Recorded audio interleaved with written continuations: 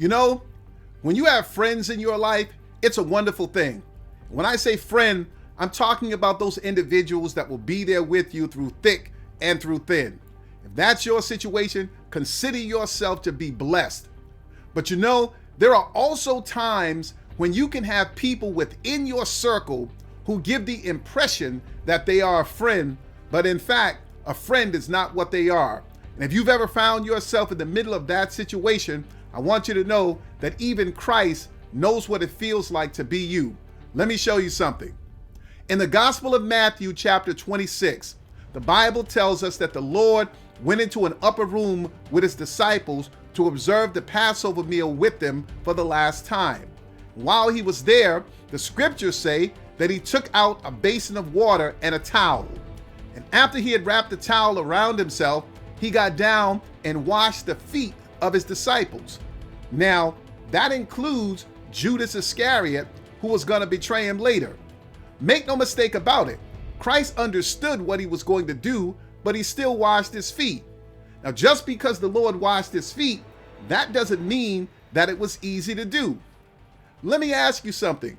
Have you ever had the situation happen to you where there's someone who's giving the impression that they're your friend and you really know that they're not, and God has called you to treat them in a particular kind of way? That's a hard place to be in, because literally speaking, when you're aware of who they are, you want to lay hands on them, but it's not the type of hands that the Bible calls for. But you resist the temptation to do it. Why?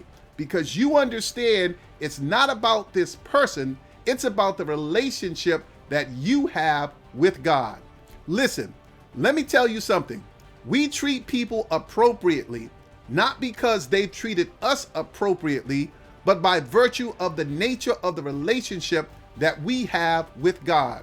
The Lord treated Judas the same way that he treated the other apostles.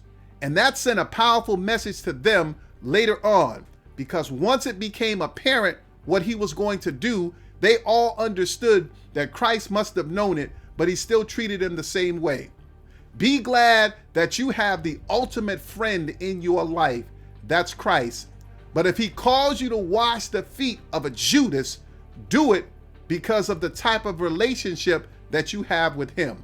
Listen, if you were blessed by what you heard in this video, take a moment to hit that subscribe button and the notification bell.